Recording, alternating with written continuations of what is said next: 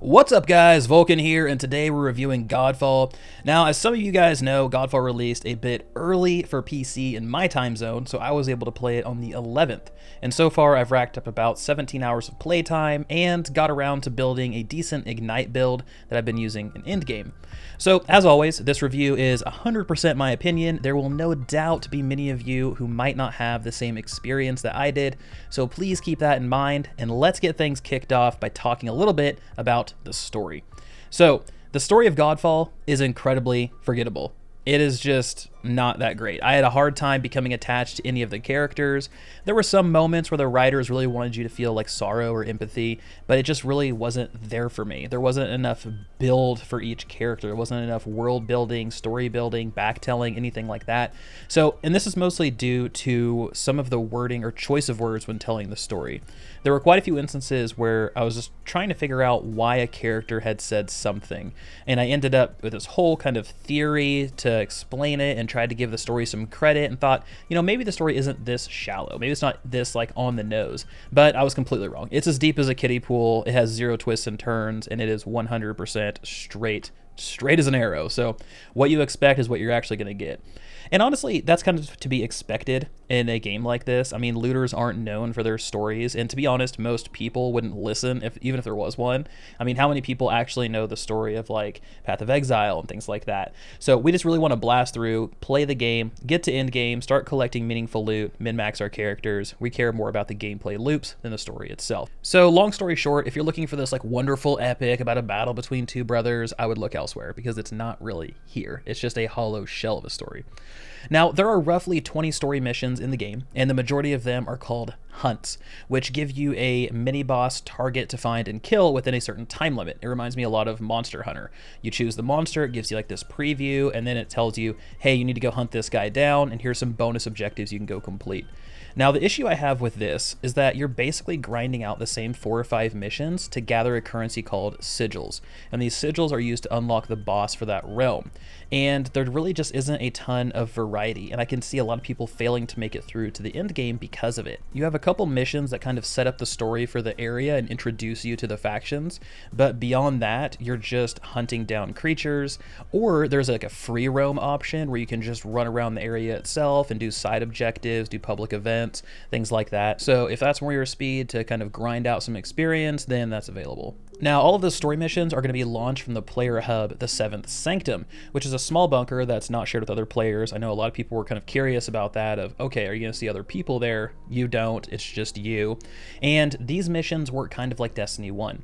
You pull up the map, you pick the mission, and you click go. You're guided through some mission objectives, and once you're done, you can either head back to the Sanctum to continue the story, or you can hunt down some side objectives that appear after you've completed the mission. And I didn't really find a lot of importance in these side objectives other than needing to get a piece of loot for a weak slot or just exploring the world. However, there is a treasure hermit crab out in the world that works like a treasure goblin from Diablo. It was a fantastic little call out. It was really cool to see. It's this crab that has a treasure chest on its back, and as you deal damage, he drops currency, and if you manage to kill him before he disappears through his portal, then he explodes into a ton of loot. So keep your eyes open for them. And speaking of that, there is something called a spirit guide. It's a button you can press, and it shows all of your different objectives. So the hermit crabs are going to be an orange beam in the sky. Now, it's not just for hermit crabs, but make sure you go tackle all of those orange beams if you want to find one. When the first gameplay for Godfall was revealed, I was really torn because I liked looters, but I wasn't really sure how it was going to fit into a melee-only game. That just kind of felt off, right? Because it felt like they were purposefully hamstringing the game, because if you're melee-only, that restricts map design. You have to have smaller areas, you have to have bottlenecks so players can fight enemies and don't feel at an extreme disadvantage if you're fighting a bunch of ranged enemies and you also cannot be ranged. So there was lots of questions. And the biggest question was around combat. So combat is definitely Godfall's golden goose. The weapons feel good to swing. You can tell each weapon type performs differently from the others. So like for instance, daggers are very snappy. They're great for quick combos. And then you have warhammers, which are very slow, but they're powerful and they deal massive AoE. A lot of people like building around warhammers right now. And each weapon has a purpose, and it feels extremely satisfying when you find that type that suits you best. So like for myself, I really like a longsword and warhammer combo. I feel like that balances very well for me, and I'm able to kind of build around those. Now, with that being said, just because something feels good doesn't mean it's flawless. There's a lot that I had issues with in Godfall's combat that tainted my experience a little bit. So first, there is no animation canceling in this game. If you start an attack, you're committed. Your character is either finishing that animation or you're getting hit mid-animation and taking damage. And this was really frustrating during certain encounters because when you're fighting a big group of enemies and you're trying to parry using your shield, but you can't because you're in the middle of an attack. So you just basically watch helplessly as the enemy chunks off a big piece of your health. Animation canceling would be great. It would help smooth out the combat experience. Can't tell you how many times I just had to watch as my character got smashed because I was too busy attacking something else, and it slows down the overall combat experience a little bit. Another thing, in Godfall, each weapon has its own skills called techniques, and these are activated by pressing a button combo. Now the problem here is that because there is no animation canceling, these skills create a hard break in your combat flow. Nothing felt worse than laying out a flurry of attacks, just smashing light attack, comboing in heavy attacks, and then literally having to stop your character standing still for a moment to hold that key combo to use a skill.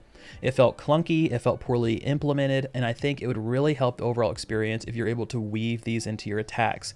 Maybe when you use a light attack, you can immediately start pressing the button to queue up your technique and hit the technique button. That way when your light attack animation is done, you can immediately go into one of your weapon skills. So those two things really put a big damper on combat in my opinion, right? And the thing that sucks is individually those two systems feel good to use. Like the weapon skills feel powerful, they're eye-catching, they have great animations. The light and heavy attacks flow so smoothly together. You can just light attack, move into a heavy attack for a nice little combo, but those two things just don't link together, and that's gonna ruin it for some people, I would imagine. So besides combat, you're also traversing the different realms who each have their very specific theme. The Earth realm is very fantasy-like, where the water realm feels like you're living in a massive barrier reef, and you really kind of feel, okay, this is water, this is earth, this is air. But all of these realms and maps have something in common. They're all very claustrophobic. And this was a concern I had with Godfall, because when you have a game that's melee only, you have to give the player tight spaces to fight in so they don't feel like they're running all over the place chasing enemies instead of killing them. And because of that, you're going to be running through a lot of narrow pathways to get to your objective. Now, I will give kudos to the world design team for minimizing it by giving more clear sightlines across the zone. There's not a ton of like tall structures, whether it's mountains, trees, walls, and this helps give the world a more open feel while keeping it on rails like they wanted. So a little bit of trickery there. And there are spots where the map does open into larger areas, which is pretty cool. But for the most part, you're going to be running down paths into smaller rooms with enemies and not any of these like open world elements. Remember like the hallway room design we were talking about? This follows that pretty much to a T. Progression in Godfall revolves around a basic leveling system, 1 to 50. And as you gain levels, you're going to unlock new sockets on your Valor plate that you can fill with augments, which give you passive bonuses. Levels also help you see if you're going to be too strong or too weak for certain challenges, because not all missions scale to your level. And in terms of gear, your character can hold 2 weapons, 2 rings, a charm, an amulet, a lifestone, and a banner. Now, weapons are going to give you a basic attack score and a damage type, like fire damage, for instance. And they also come with a unique name and a static primary perk. Like the Great Sword Oceana will always shoot projectiles when you perform a takedown. Every single time you get that weapon, that will be the primary perk. Now, the damage will go up and down, so there's a little bit of RNG, but the way it functions does not change. Your weapons also come with secondary stats that are randomized, which is where the RNG comes into play, and you can really search for the perfect roll. And then you have your rings, charm, and amulet that all give increases to a base attribute, like vitality for life, spirit for weapon skill damage, and might for overall damage. And again, these have primary perks and randomized secondary perks. And then lastly, you have your lifestone and banner, and these give different bonuses. Like your banner could be increasing all your damage done, reducing damage done, life steal, things like that. Your lifestone, on the other hand, is your potion. And this will heal you up, but it'll also give you increases to damage or other bonuses like blinding everything around you. So there's quite a bit that kind of goes on with those 2 items in particular that really help give you some more utility to your build. Now overall, this system works out extremely well. Much better than I thought it would, to be honest. I found myself getting into the groove of remembering item names when they drop, right? And then getting excited if you saw something that I knew I could use. Like, oh man, I'm doing a bleed heavy build and this hacker longsword dropped, and I know that the hacker longsword has a bleed perk on it. So I need to go check to see if it's higher DPS and if it rolled better than the one I currently have. So it's pretty cool. And I originally thought that the static perks would be limiting, but honestly, you can get some pretty crazy rolls that let the item synergize with itself. Like whenever you poison an enemy, you place a mark of leeching on them, which is lifesteal. And then the secondary perks are increasing poison damage and increasing chance to poison. So you have this Warhammer that's all of a sudden this just poison monstrosity that wipes everything out and puts leeching on everything. So things like that are really cool, and I'm barely scratching the surface in terms of endgame and the gear that belongs there. And finding the right set of gear is such a night and day difference in combat. You can really feel the difference when things are clicking versus something you just tossed together. There was a stretch, pretty much all of the water realm, I didn't have a good build. I was really kind of hurting to get something to synergize, and it was a struggle. It was a grind trying to kind of power through those missions. And then once I got to the air realm, I had put together a little kind of something that was working, and I was able to just fly through that area. So keep your eyes peeled for things that you want to build around, even if it's not a plate that you want to play in particular. But if you have a ton of stuff that is like poison, for instance, then unlock the Mesa plate that increases all poison damage and just go to town. That's what was really fun about the leveling experience, was kind of being forced to try those different plates. And speaking of Valor Plates, let's go ahead and let's talk about those a little bit. So Valor Plates are your suits of armor that your hero wears, and it basically performs like a class. You can unlock these by collecting materials from each realm and then spending them along with Valor cores to unlock whatever plate you want to use. And I was able to unlock 4 Valor Plates in the Earth realm right out of the gate, which was crazy. You just basically farm a little bit and all of a sudden you can access all of these different plates. And I felt like it was almost too easy to get them. And honestly, I think holding some of them back for a little bit of a grind would have been a good way to keep people engaged. Or what you could have done is once you unlock all the suits of armor for a certain realm, that realm currency, like Jade Stone, for instance, for Earth, is no longer useful. It doesn't have a use besides unlocking Valor Plates. So it'd be really cool if you could level up your Valor Plate or add on additional kind of constellation nodes by farming out and collecting some of that jade that you can then invest into those plates. So really just trying to find a use for that currency outside of that zone that you're currently in. Because at the end of the story, I'd unlocked all but one of the Valor plates, and after an hour of endgame, I unlocked that one too. So now I don't have any new plates to look forward to, but I can start building around them and utilizing them. And each plate has its own identity, which is cool, right? But after looking at a lot of them, they all kind of fall into the same template. It's a passive increase to something, then their ultimate skill called Archon Fury gives an increase to that passive. So for instance, here are 3 plates. You have Typhon, which has a 10% chance to chill, and then when you activate Archon Fury, it gains a 90% increase to chill, 100% increased damage to chilled enemies, and attacks deal water damage. Then you have the Phoenix, a 10% chance to ignite, and then Archon Fury is 90% chance to ignite, 100% increased damage to ignited enemies, attacks deal fire damage. Then you have Vertigo, 10% chance to shock. Archon Fury, 90% chance to shock, 100% damage to shocked enemies, attacks deal air damage. And so all of these plates have virtually the same effects, just with a different element. And that completely killed the excitement for all of those, because it's like driving a Ford F-150 in 3 different colors and then pretending they're different trucks. At the end of the day, it's still an F-150 and these are just the same plate. And then you have more unique ones like Aegis Horn and Illumina, whose abilities are more specialized and geared towards a certain purpose. And I feel like this was a big missed opportunity, a massive missed opportunity. There could have been so much more creativity put into the Valor plates. So at this point, honestly, I just clicked on the one whose element I had the most gear for and went on my way, which was disappointing. I wanted it to be a bigger kind of point of focus for the build. I wanted it to be a bigger decision, but honestly, it was like, well, I have a bunch of fire stuff, so I'll go with the Phoenix one, and now I'm just going to roll out. And it just didn't really have the level of impact I thought it would, considering this was a massive advertising point for the game. So hopefully we'll see more exciting plates in the future, because right now they're a little bit lackluster.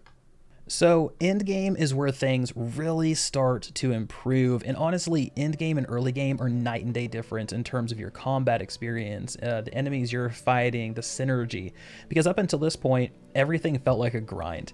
It felt like a grind to get through the story. You strapped together some gear that didn't quite synergize, you had to find a rhythm in combat without the help of any big perks from gear. Now, in endgame, you're going to start getting legendaries that have some badass effects, like explosions on death, summoning allies on on hit, reflecting damage, and all of those make combat much more interesting since you can build around them and use some of those skills, your weapon techniques, more frequently. So Endgame has two parts, Dreamstones and the Ascended Tower of Trials. I haven't reached the Ascended Tower of Trials yet, but from what I know, it's similar to the normal tower, except this time around it's endless and much more difficult.